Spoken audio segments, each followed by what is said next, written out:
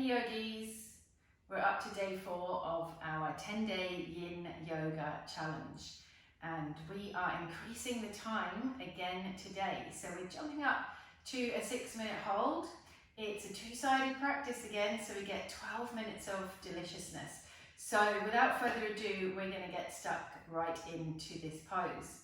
It's called Sleeping Swan and it targets the glutes. The glutes are the muscles in your butt cheeks, so in your bum there. And as we know though, in yin yoga, it's not so much about the muscles, it's about the deeper tissues. But when we first come into the pose, we identify the sensation in the glute muscles, then we relax in and we might notice that those sensations start to go a little deeper, maybe down the back of your legs, a couple of other areas. I'm going to talk you through it. So be really mindful of any issues with knees or ankles or hips in this pose. If you have problems there, I will show you a variation. Today, I'm not going to show you that variation until after I've started the timer though, otherwise we'll be here for too long. So without further ado, let's get stuck in. Sleeping Swan, we start in an all fours position. And you might like to have handy something like a bolster, something like a block, maybe a couple of books or maybe a folded blanket.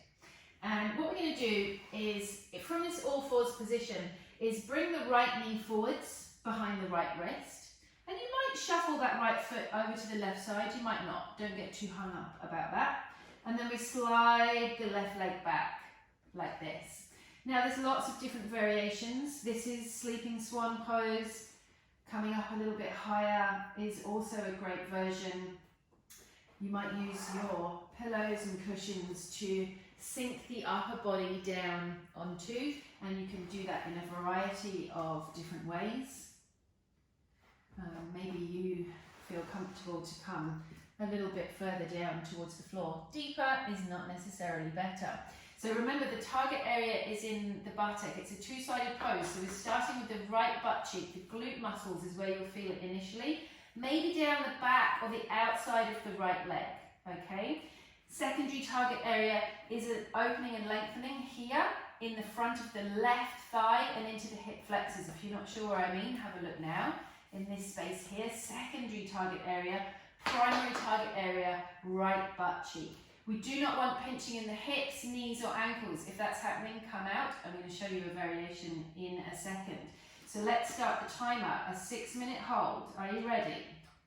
We're doing this. So this is our Sleeping Swan pose. Remember, you can choose whichever variation you like. Now, if there's hips, knees and ankle stuff going on, fear not. You're going to come and lie on your back and bend the knees up towards the ceiling, soles of the feet on the floor, and you're simply going to bring your right ankle and rest it on your left thigh, just below your knee, okay? Now this might be enough to get you a stretch in the right buttock. You might want to press your right hand into your right thigh. It might help you to increase the sensation there. Or you might need to lift your left foot off the floor and wrap your hands, interlace the fingers around the back of the thigh. Some people feel more comfortable reaching over towards the shin. And if you're doing that one, you might use your right elbow to press into your right thigh, and it gives you a nice juicy stretch, hopefully through this right buttock. That's our primary target area. So you find the one that works for you. I'm going into this version of Sleeping Swan today. What I'm going to do is pop a prop underneath my right buttock. The block's not quite high enough, so I'm going to use a block and a blanket just to give me a little bit of support. And I'm going to use the bolster this way to rest my forearms down on. So bring your awareness once again to target area and see if you can melt in. So very often we find that when we've identified the sensation in the target area, especially if it's challenging, there can be a tendency to tense up, to kind of hold on, to lift. What we want to do is let go and melt. Now that can be challenging physically and mentally and sometimes emotionally. Sometimes there's fear that comes up. That's okay, just notice it. Notice that it's an emotion or it's a thought, whatever's happening. Make any adjustments that you need to make for your individual situation. So don't try and match what I'm doing. The way I'm doing is not the best way. There is no best way. There's the way that works for your body.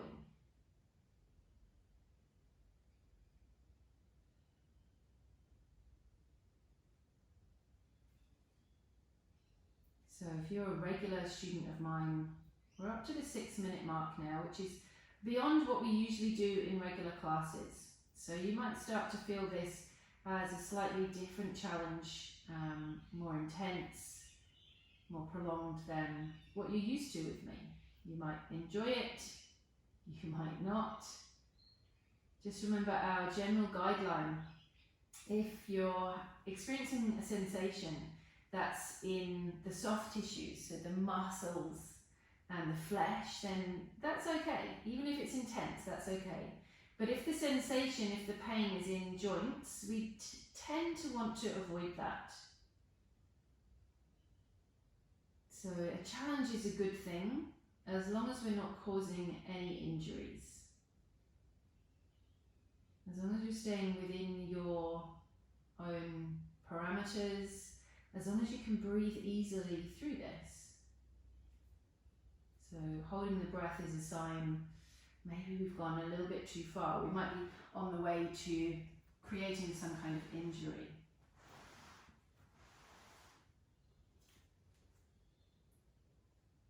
So I've just adjusted myself here in this pose.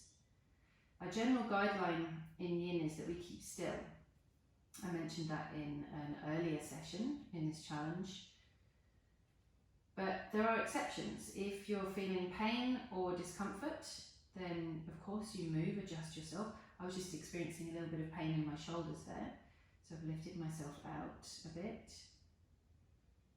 And sometimes we find that we naturally sink in a little deeper, a little longer, and you know that movement is kind of outside of your control. We really want to let go of the control, and if we move, then that's fine. We sink, we drop. But other than that, it's a practice of stillness.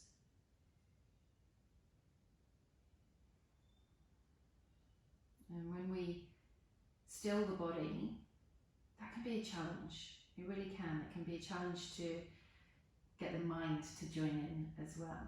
Don't give yourself a hard time though. It's all for fun. It's all a practice. Don't take it too seriously. We're into the final minute of our 6-minute hold.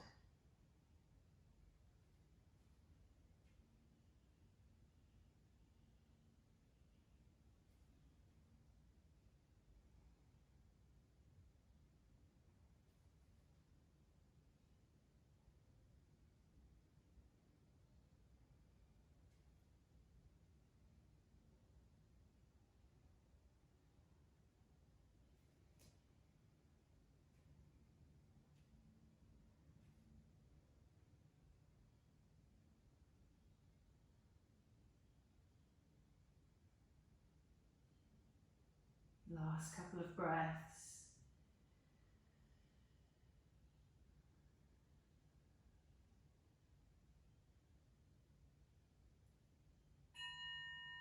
And freedom is here. So of course we're making our way out slowly in whatever way feels best for you. And if you're in this version, you may choose to take a face down rebound, or you might want to come and roll onto your back, you choose. And if you're lying on your back, you just release the hands and the legs, come and lie down. As always, if you need support underneath the knees, make it happen. Take a few deep breaths and let go.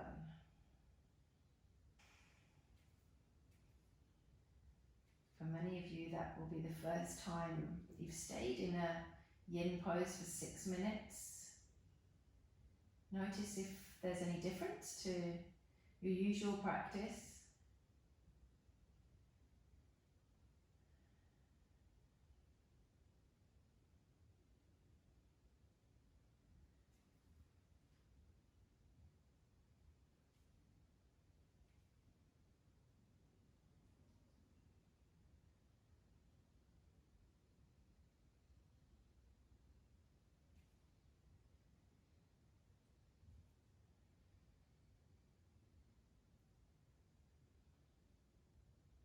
Let's take one more breath here.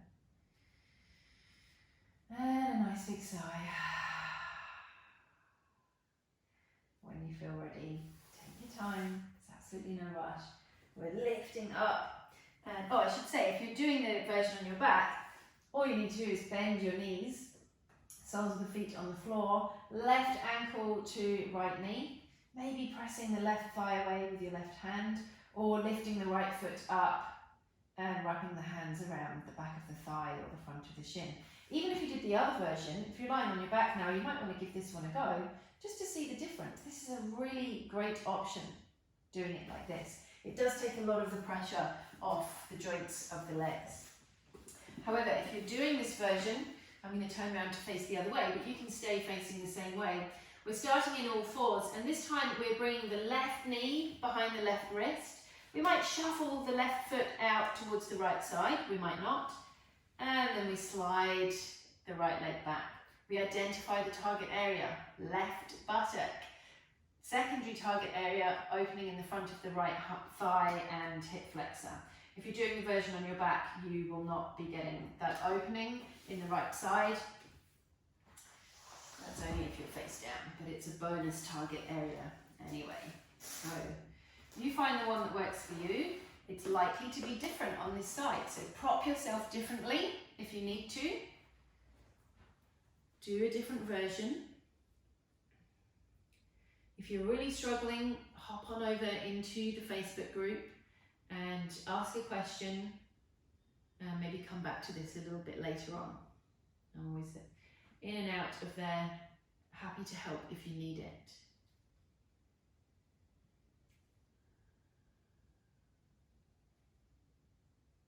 Now remember, we want to relax here. So I could probably be a little bit more relaxed by resting my head down on the bolster. I'm not going to do that because it makes my voice muffled in the microphone. So if you happen to be in a similar position to me, and if it feels okay, feel free to rest your head down. The more we can melt, the more we can soften, the greater the benefits. Not at the expense of pain in the joints or anything like that, of course.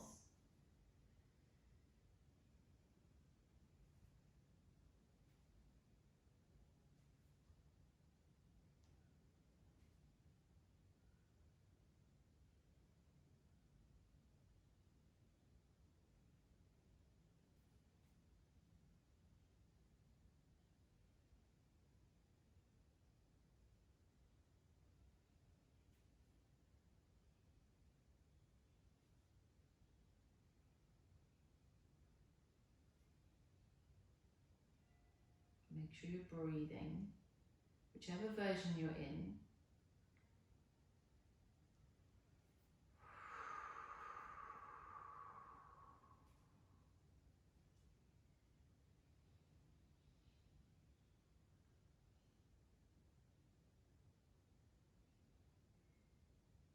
Notice the difference on this side.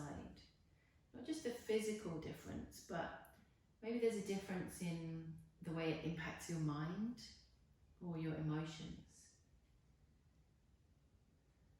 Sometimes there's fear in poses, maybe on one side but not the other.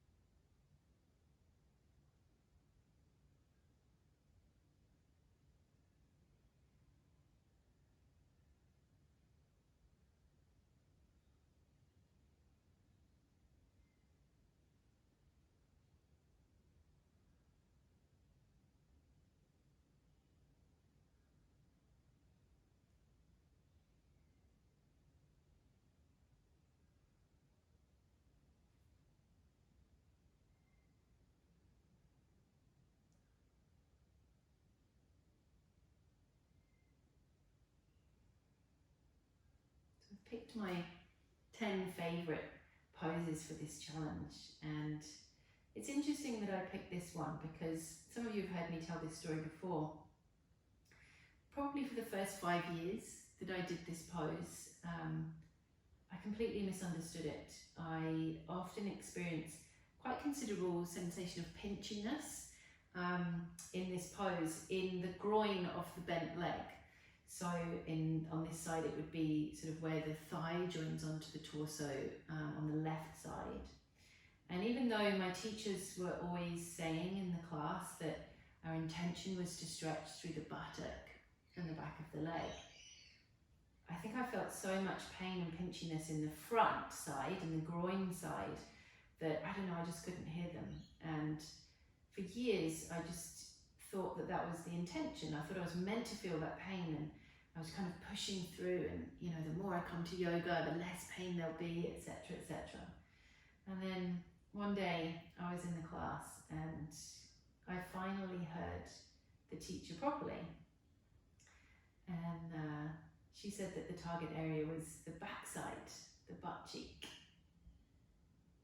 And I spoke to the teacher and said, you know, I just feel this pinching in the front. Is that not what I'm meant to feel?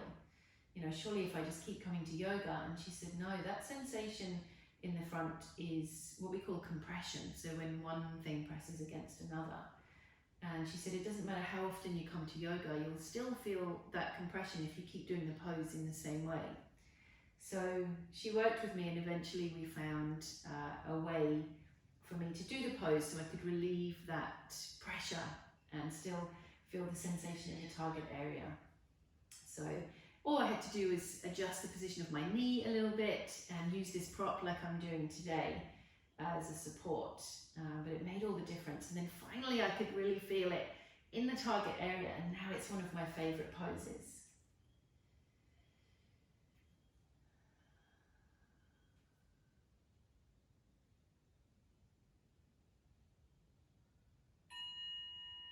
Awesome, we made it. 6 minutes on 2 sides. We're coming out slowly. Face down rebound if that's what works for you. If you're on your back, just releasing the legs down. Come and find a beautiful little place to pause. Ooh, totally let go. How does that feel? Nice, juicy sensations, maybe some tingling, some vibrating, some energy. What do you notice?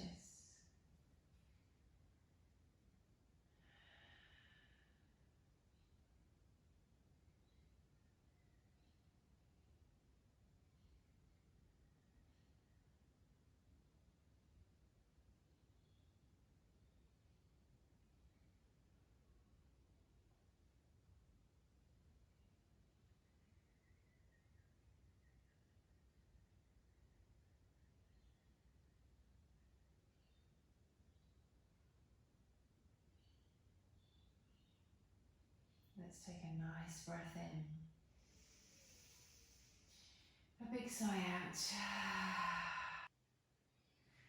When you feel ready, lifting yourself up very slowly and kindly. And of course, now that we are really starting to stretch out the length of the poses, if you want to stay in the rebounds for a little bit longer, that's absolutely fine. I'm going to keep them short and sweet for this challenge because it's meant to be 10 minutes a day. I know we've already gone over that with these slightly longer poses. So we're going to leave it there today. I will be back tomorrow with another delicious pose, I think another 6-minute hold.